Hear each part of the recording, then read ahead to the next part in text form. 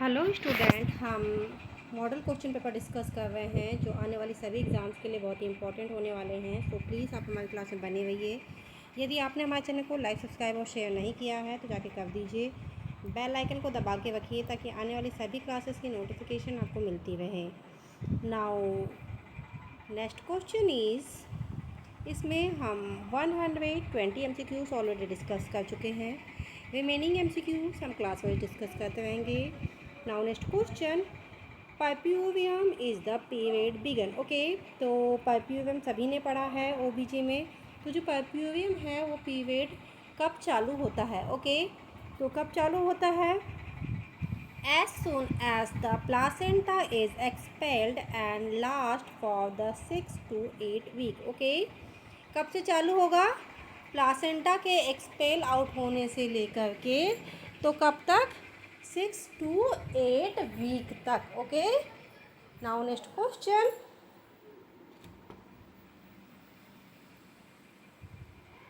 when the umbilical cord line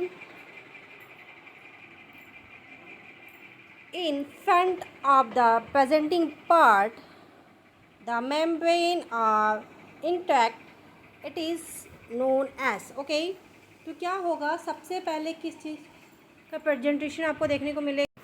so right answer is cord presentation. ठीक है, जहाँ पे प्रेजेंटिंग पार्ट क्या होगा? कॉर्ड होगी, कॉर्ड दिखाई देगी। ओके, और क्या होगी? मेम्ब्रेन इंटैक्ट होगी, तो that is called cord presentation. ठीक है, वो क्या कहलाता है? Cord presentation. Now next question, starting of the menstrual cycle is called.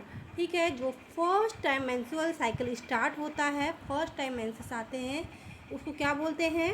उसको कहते हैं मेनार्की। ओके, क्या बोलते हैं? मेनार्की। अब इसमें देखिए जो दिया है ओवुलेशन। ओवुलेशन का मतलब होता है एग का फॉर्मेशन। मेंस्ट्रुएशन, जो पीरियड हमारे चलते रहते हैं उनको मेंस्ट्रुएशन कहते हैं। मीनोपॉज, मीनोपॉज का मतलब है कि स्टॉप ऑफ मेंस्ट्रुएशन। ठीक है, मेंसेस का बंद होना मीनोपॉज कहलाता है। Now next question, normal blood urea level is. तो जो ह्यूमन बॉडी में नॉर्मल ब्लड यूरिया लेवल कितना होता है? तो वो होता है 20 to 40 mg%। Now next question,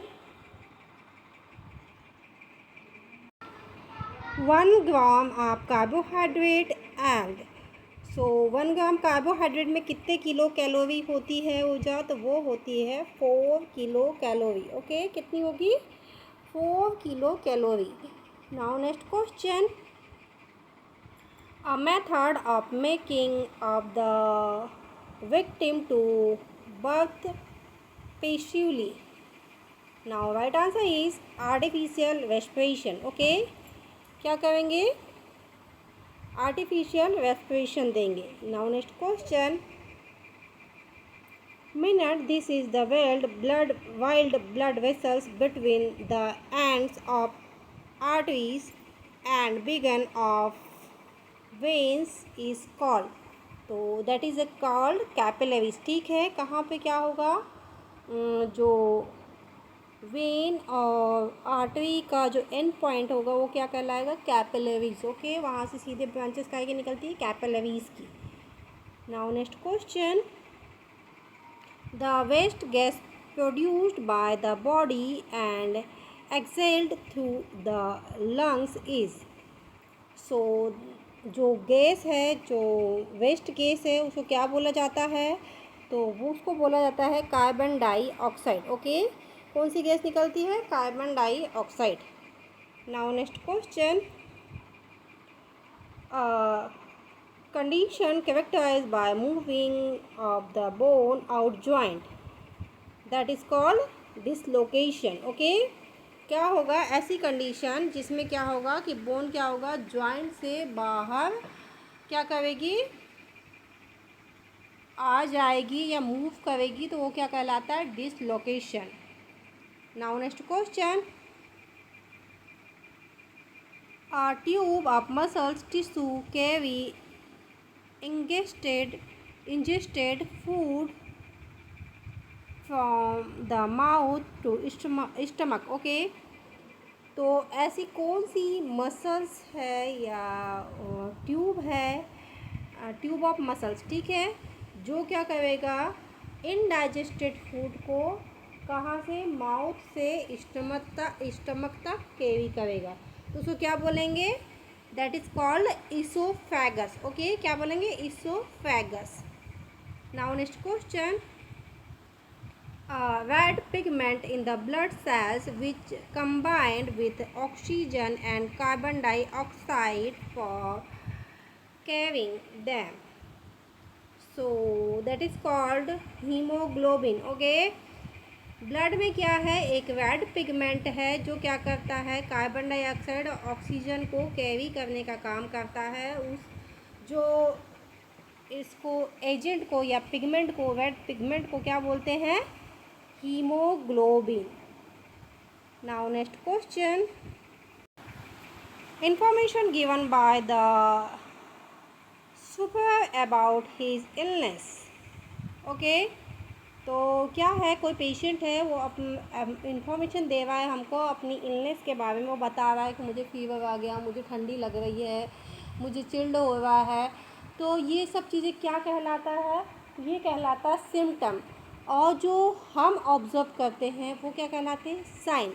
sign and symptom में यही अंतर है कि जब डॉक्टर या नर्स द्वारा जो ऑब्ज़र्व किया जाएगा पेशेंट के बारे में, वो क्या कहलाएंगे, साइन, जो उसके ऊपर दिखाई देंगे, ठीक है। और पेशेंट अपने से जो बताएगा वो क्या कहलाते हैं, वो कहलाते हैं सिम्टम। दोनों में ये चीज़ डिफ्रेंसिएशन है। Okay, now next question, normal respiratory rate in adult is. तो जो एडल्ट का नॉर्मल रिस्पिरेटरी रेट कितना होता है, 16 से 20 पर मिनट। ओके, कितना होगा, 16 to 20 बीट पर minute. Now next question, the normal body temperature is filling the blank Celsius. So right answer is 37 degree Celsius is a normal body temperature. Okay, now next question, characteristic of the blood flow due to the arterial blooding is the following except. Now right answer is dark red in color. Okay, तो arterial blood क्या होगा, dark red color का होगा। Okay,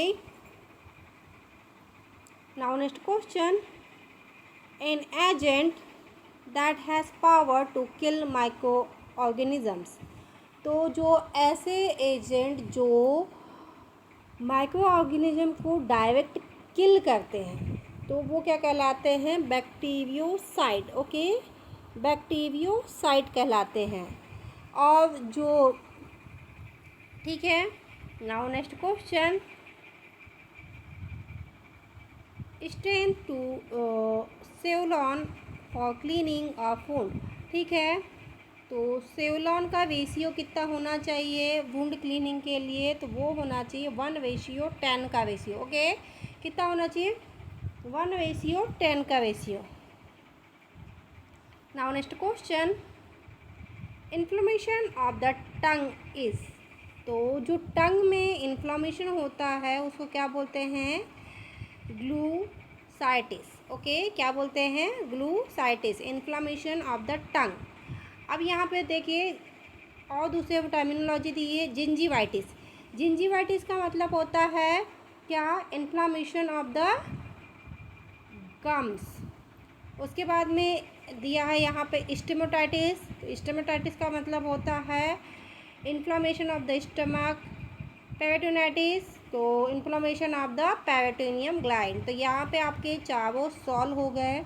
okay, now next question, following are the predisposing cause for the bed sore except. सारे यहाँ पे प्रीडिस्पोजिंग जो cause है बैड सोर के, किसी एक को छोड़ के, तो क्या है, क्या क्या कॉज है, इम्पेयर्ड सर्कुलेशन आपको देखने को मिलेगा, लोवर्ड वैटिलिटी देखने को मिलेगा आपको, और क्या देखने को मिलेगा आपको, एमिशिएशन देखने को मिलेगा, बट एनोरेक्सिया देखने को नहीं मिलेगा। ओके, तो बैट्सो में एनोरेक्सिया का कोई काम नहीं है।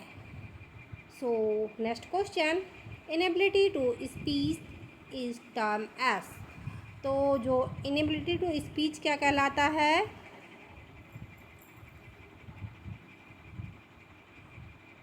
इंसोमेनिया। ओके, इंसोमनिया मत पढ़ लेना इसको, इंसोमेनिया होगा। इनेबिलिटी टू स्लीप क्या कहलाता है? इंसोमनिया। क्या कहलाता है? इंसोमनिया। सो स्टूडेंट ये थे, इसमें देखिए जो इनेबिलिटी टू स्लीप क्या होगा कि नींद नहीं आना। कई पेशेंट ऐसे होते हैं उनको कई कई दिनों तक नींद तक नहीं आती। मेंटल पेशेंट अक्सर आपको साइकेट्रिक के जो पेशेंट है उनमें ये प्रॉब्लम देखने को मिलेगी। तो उनके लिए जो टर्मिनोलॉजी यूज़ की जाती है वो क्या है? इंसोम्निया। इसमें देखिए फिर एनोरेक्सिया दिया है।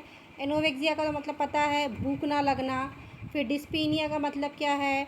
डिस्पेजिया का मतलब क्या है? ये जो सारी टर्मिनोलॉजी है ये बहुत ही इम्पॉर्टेंट होने वाली है। सो ये जितनी भी टर्मिनोलॉजी है इसकी हम एक पर्सनली क्लास लेंगे। सो आप प्लीज़ उस क्लास में बने रहिएगा।